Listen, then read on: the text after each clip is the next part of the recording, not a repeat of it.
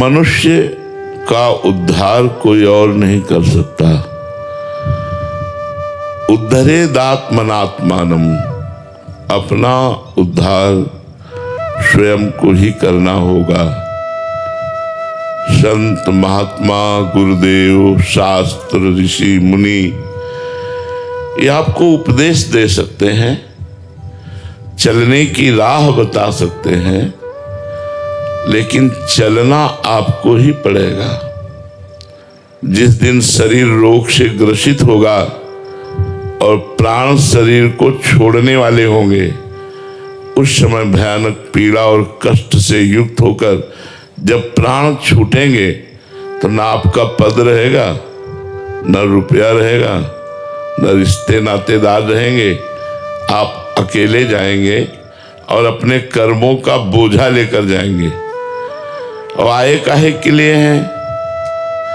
आए हैं कर्म बंधनों का नाश करके भगवत प्राप्ति करने के लिए, भगवान को प्राप्त करने के लिए। पर दुर्भाग्य है, हम राजी हैं संसार के भोगों में।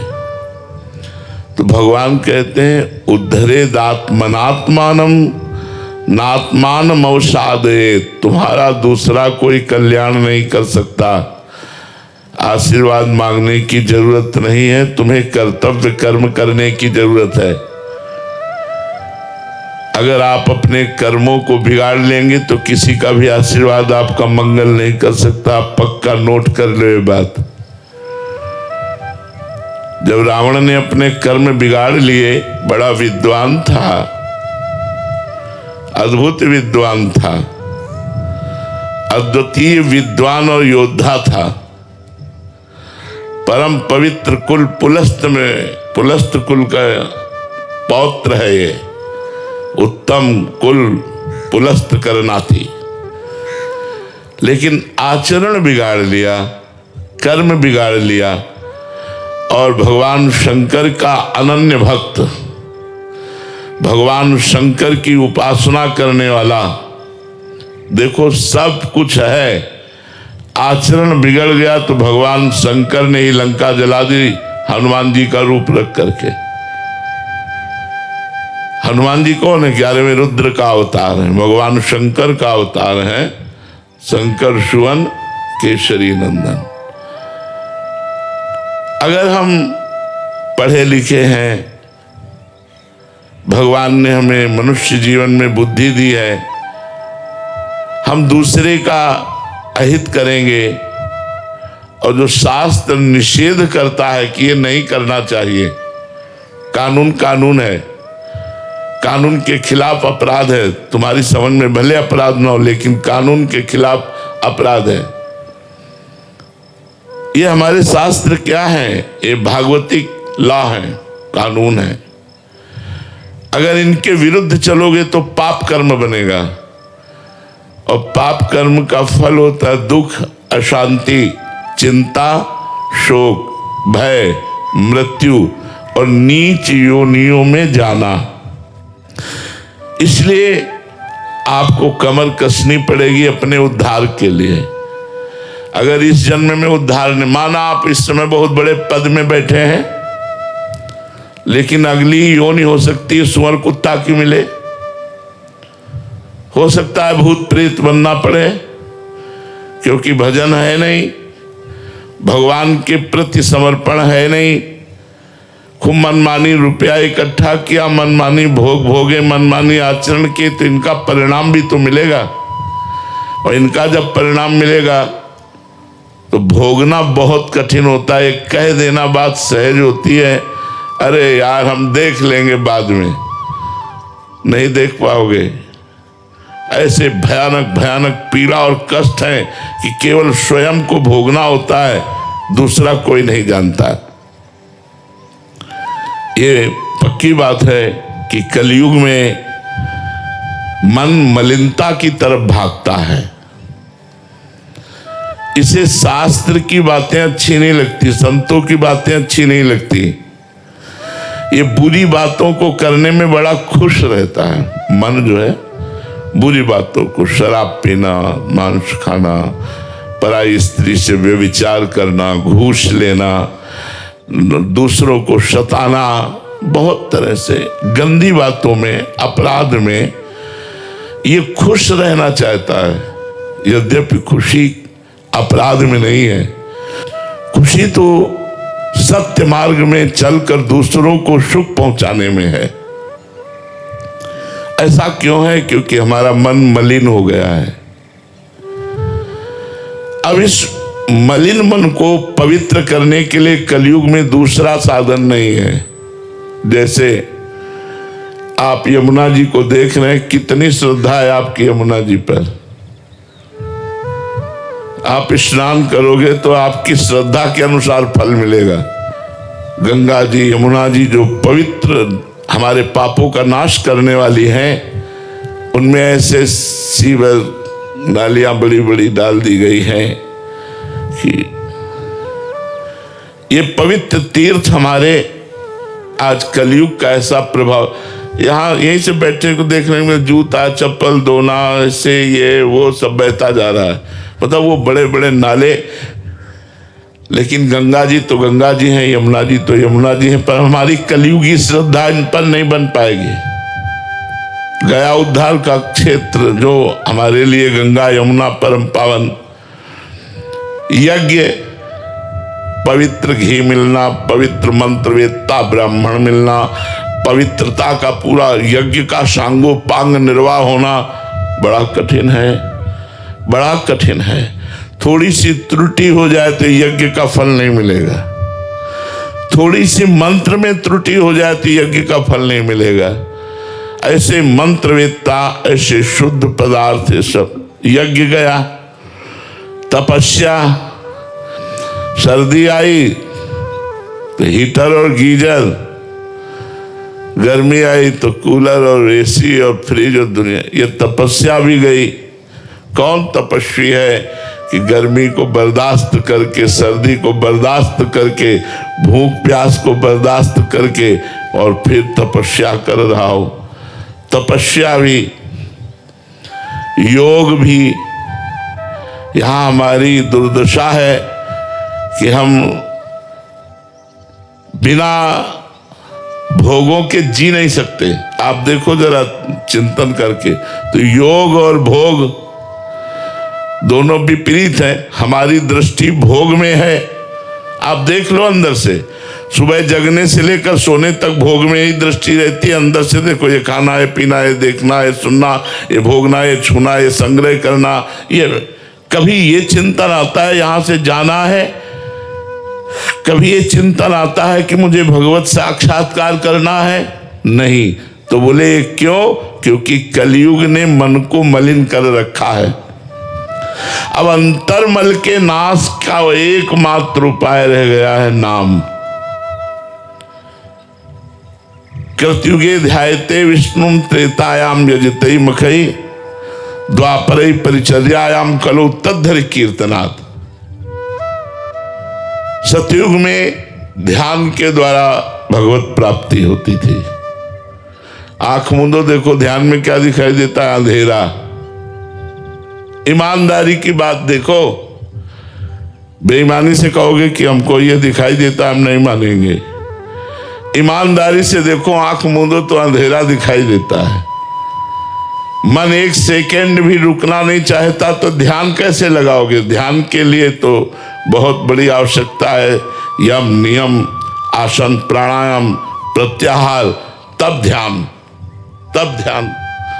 सतयुग में ध्यान के द्वारा भगवत प्राप्ति होती थी। त्रेता में मखई, यज्ञ के द्वारा भगवत प्राप्ति होती थी। द्वापर में भगवान की विविध पूजा के द्वारा होती थी। लेकिन कलयुग में केवल नाम जप से भगवत प्राप्ति होगी। कलयुग बहुत बड़ा मलिन युग है और बहुत बड़ा मंगलमय युग है। यदि इसमें सही आचरण करके और कुछ ही भजन कर लिया जाए तो ये भगवत प्राप्ति करा देता है। जो 10-10 हजार वर्ष तक तपस्या करने पर भी नहीं होती थी, कलयुग में वर्षों में हो जाए, पर मन लगे तब। नाम जप। हरिर नामो हरिर नाम केवलम कलयु नास्तेव नास्तेव नास्तेव गति अन्यथा। कलयुग में दूसरी गति नहीं है, दूसरी गति नहीं है, दूसरी गति नहीं है। भगवान व्यासदेव जी 3 बार कह रहे हैं, केवल एक भगवान का नाम मंगलमय। तुलसीदास हरिनाम सुधा तज सठ हठ पियत विषय विष मांगी। अब जब थोड़ा नाम जब शुरू हुआ तो हमारी मांगे शुरू हो जाती हैं।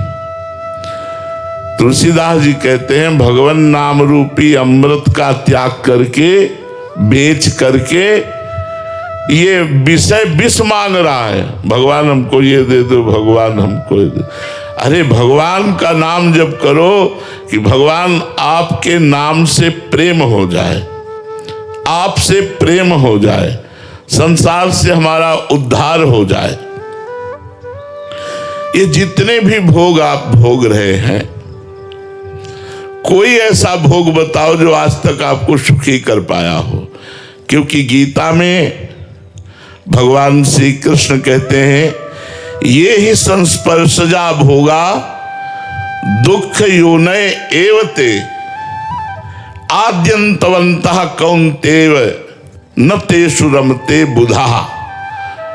जो बुद्धिमान पुरुष होते हैं वो अपना चित्त भोगों में न देकर परमात्मा में लगाते हैं।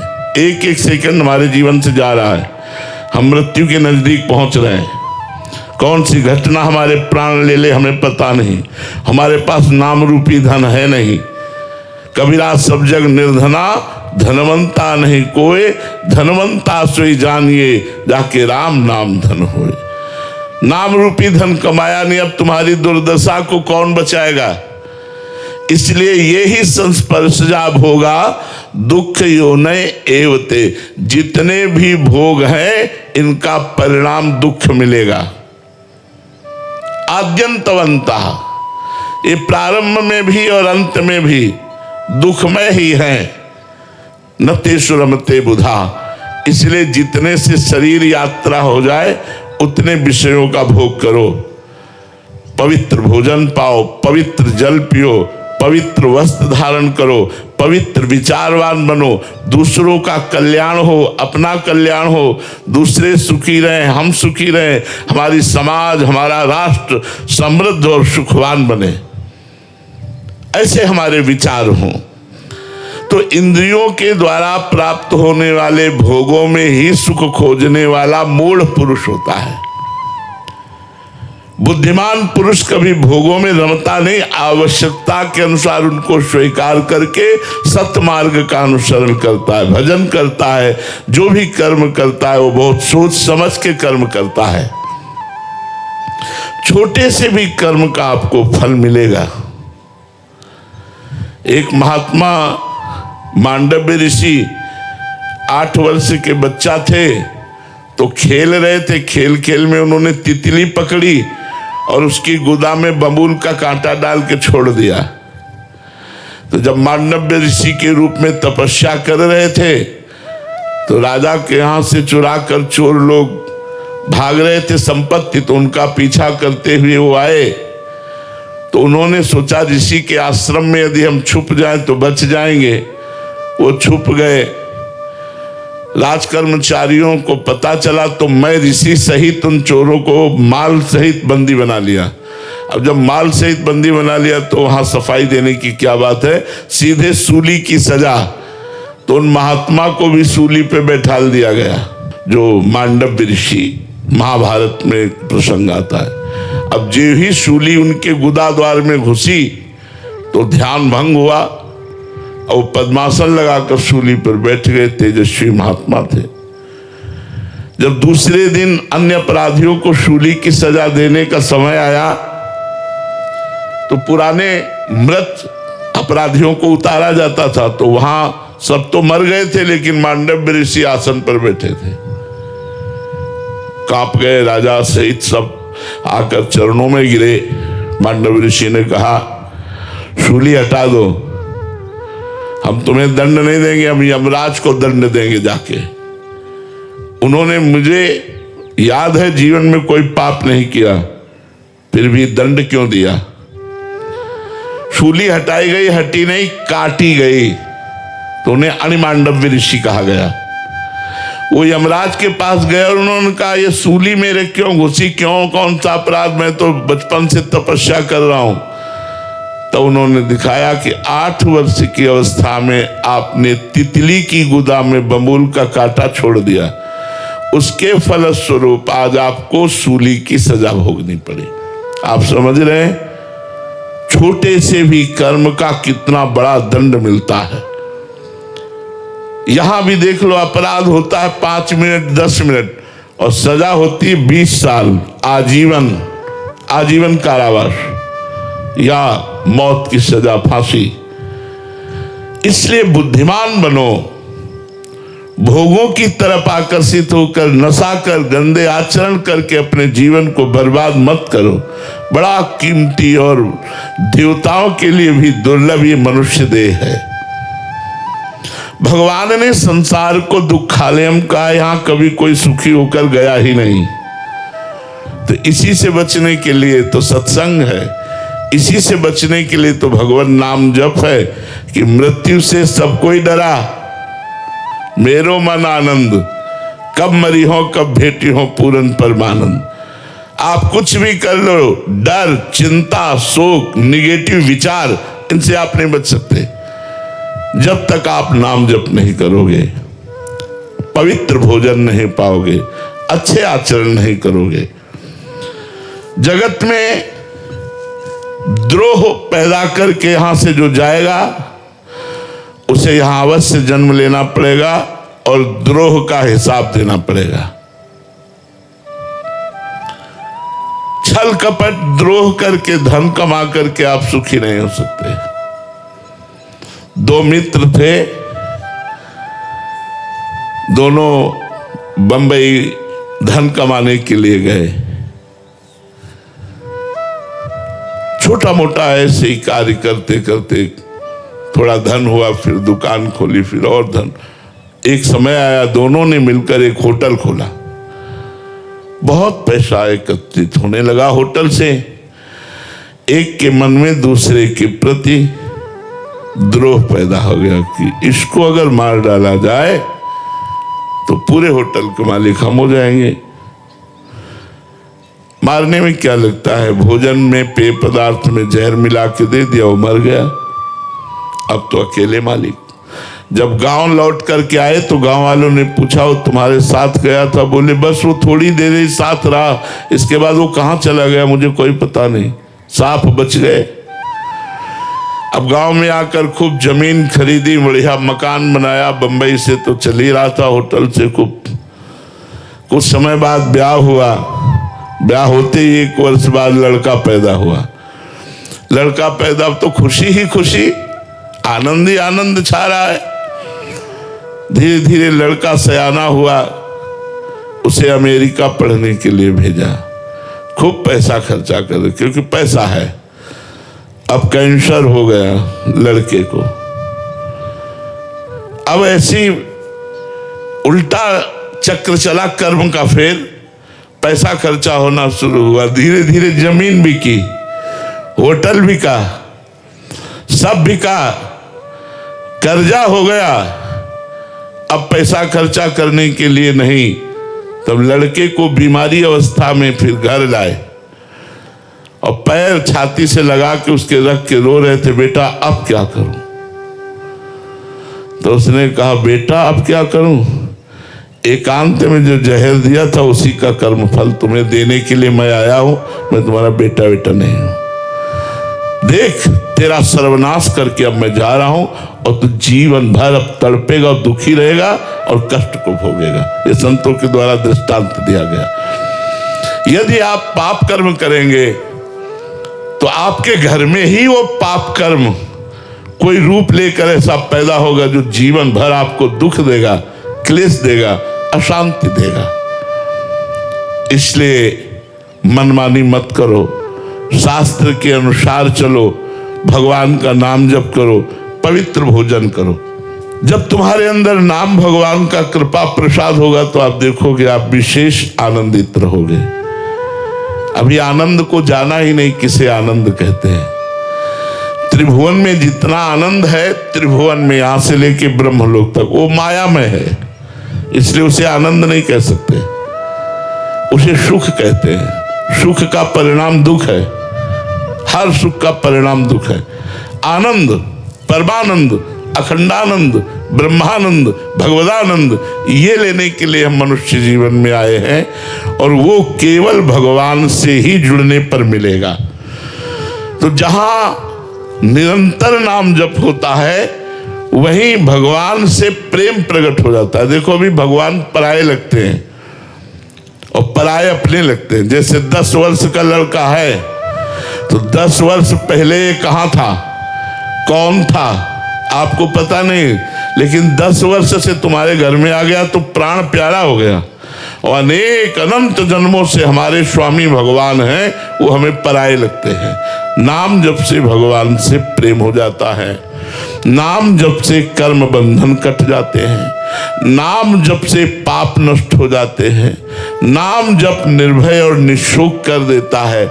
इसलिए सबसे प्रार्थना है कुछ मिनट नाम जप जरूर कीजिए। आप चाहे जो हो हमारी बात मान लेंगे तो आप सुखी हो जाएंगे। जो विरक्त हैं उनके लिए तो भगवान ने दिन भर भजन करने का समय दिया है, लेकिन जो गृहस्थ हैं तो 24 घंटे में अगर 24 मिनट निकाल लो भगवान के लिए और एकांत में बैठकर 24 मिनट आंख मूंद कर या आंख खोलकर नाम जप करो और फिर चलते फिरते उठते बैठते तो आप परम सुखी हो जाएंगे।